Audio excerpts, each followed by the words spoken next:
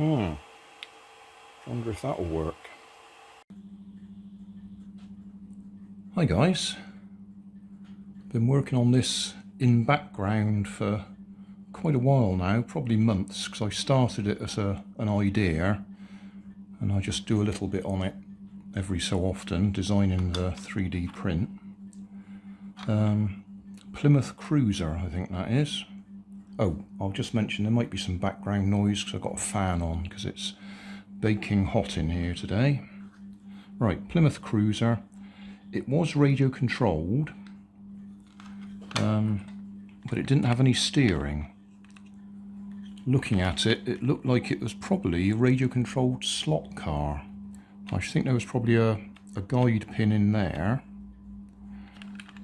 and then you actually controlled it, well, 49 megahertz as it shows there, to make it go faster and slower. So that's what I think. That's the only reason I can think it's got that bit in the front there. Certainly didn't have steering. And I thought it might be interesting to convert it to radio controlled. As a midpoint, I did convert it to wire controlled, just forwards and backwards. That's the original floor, chassis, whatever. Battery pack there. I think that's probably 2 or 3 AA or AAA. Might be 3 AAA or just 2 AA.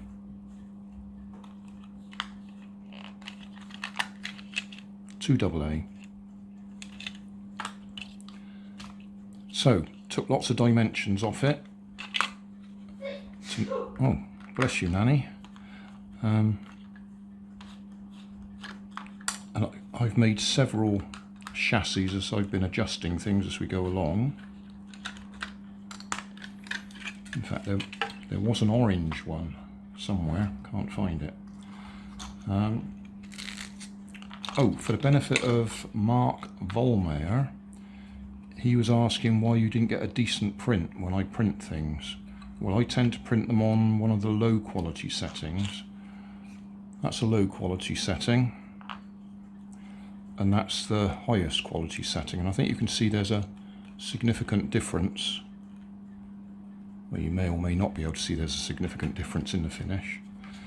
Higher quality setting obviously takes a lot longer to print. So when I'm developing something, there's no point in doing it high quality setting, because you're going to throw it away. And still a little bit of surface there. Anyway, so we needed to design some steering, which I did. Oh, so that's one of the steering knuckles, or whatever you want to call them. I haven't decided how I'm actually going to mount the front wheels in those things. Most of these you have the shaft goes through and then they've got an end plate on the inside just to hold them. So that's what I'm thinking of doing.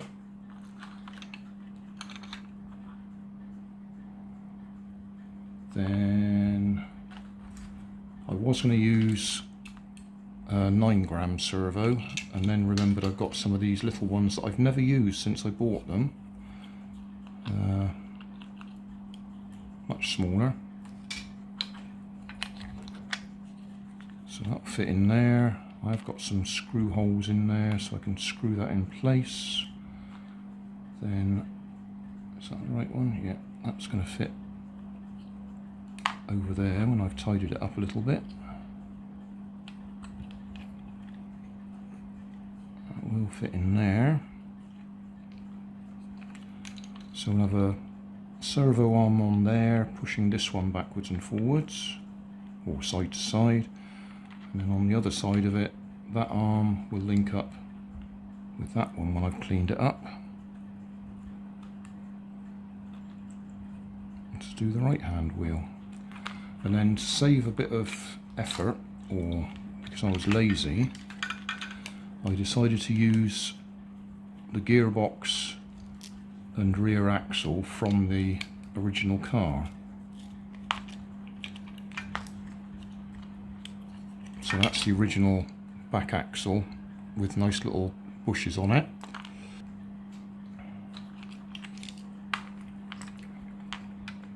So they fit in there, like that. That's nice. And then the motor is in this nice little plastic holder, so I'm reusing that. That clips under there. I should, if I get it lined up right.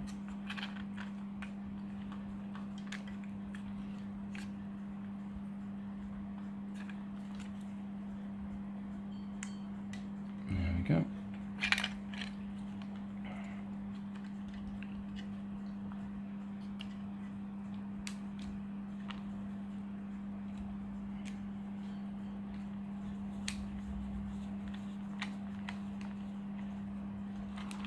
Put one in for now.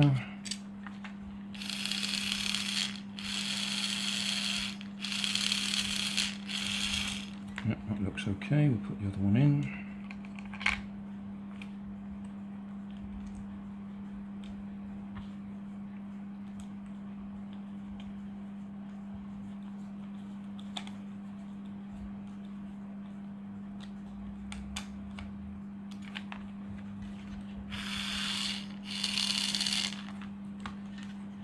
That should fit in there.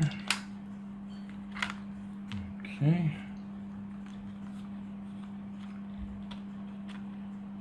There's my axle holes, there they are. Not axle, mounting holes.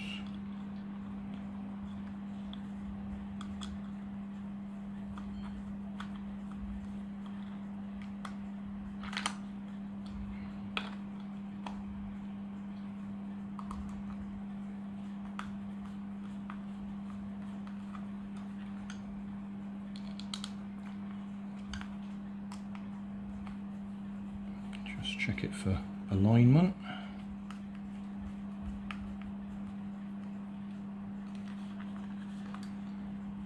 Yeah, that looks about right, because on that one I got it about 1 millimetre too far that way.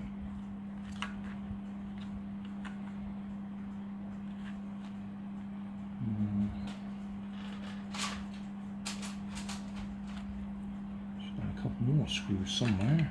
I don't think these are the right ones. No, they're not. Okay, I'll have to find what I've done with the proper screws to go in the front. Right, I'll see if I can sort out the steering now. Right, plan for the steering is to use these little nails as the front axles, because you've got the nail head to go on the inside, and then have to chop the nail to suit to hold the wheel. So I'll cut that off and see if we can get that on there. Obviously a bit shorter than that. Well, getting a bit closer. Got the wheels on those little stub axles. They're not on very tight, they will come off if I push them around a bit. I'll probably put a bit of glue on them to hold them in place. The other thing I notice is I've made a mistake. They're actually too wide. See if we can get this on here. Right, I think we can see now I've got them, they're too wide, so they're actually fouling on the bodywork rather than going inside. So I need to move those pivot points in by about 4 millimeters. But I think what I'll do is I'll put it together anyway, put this part together just so we can try it out, and then we'll worry about adjusting everything to fit with another reprint. So we'll just see if we can get this bit working radio control, and then we can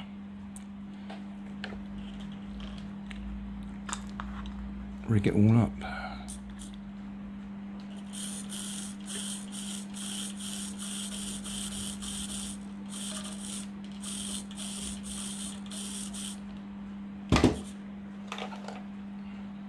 So yeah, it all needs to be brought in by about 4mm on each side.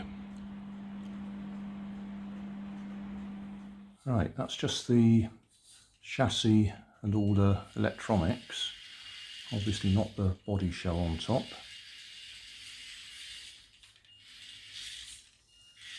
Oh. If I turn it too far, those wheels are fouling on the edge of the floor tray, I suppose you could call it. I was calling that chassis, but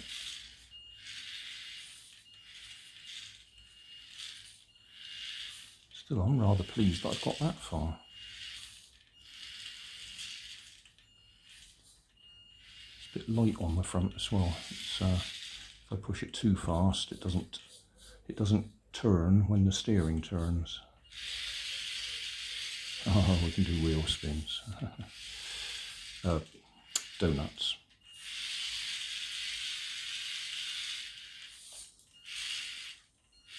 There, now that should be turning the other way, but all the wheels are jamming. There we go.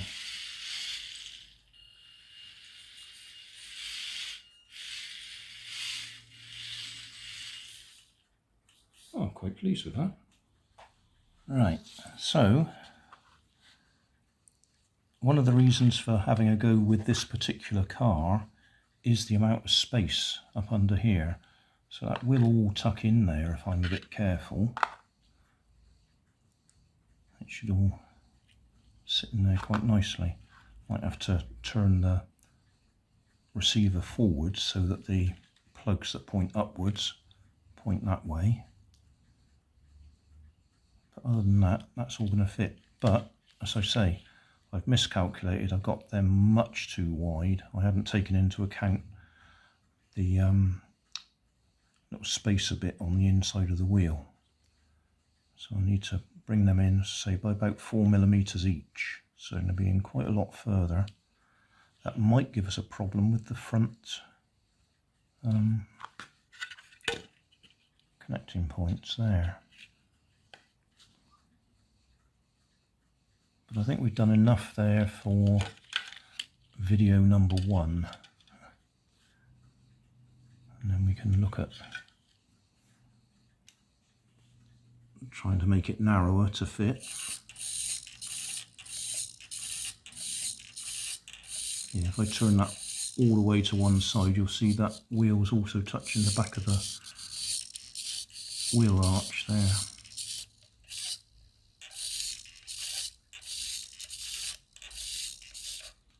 So a bit of work to do.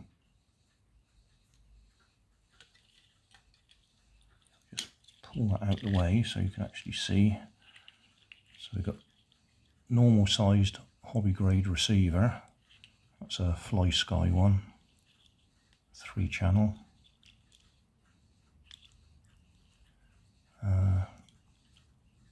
It's a 20 amp ESC, which is more than enough, and little 1S LiPo battery.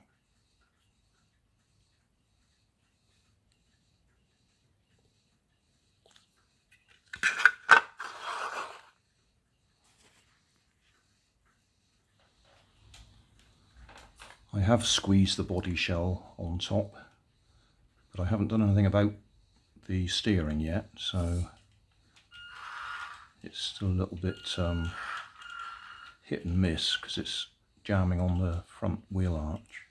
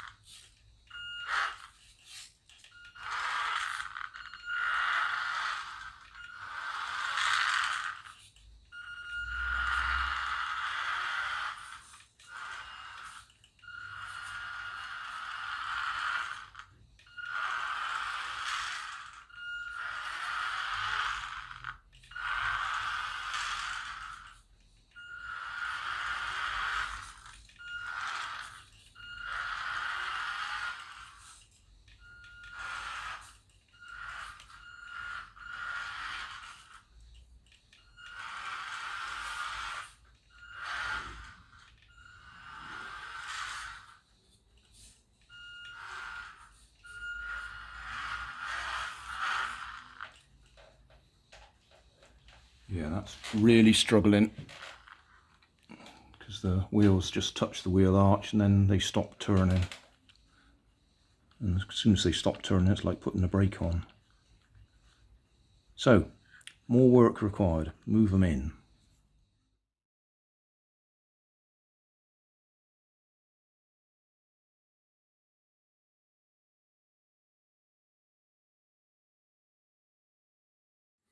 Thanks for watching.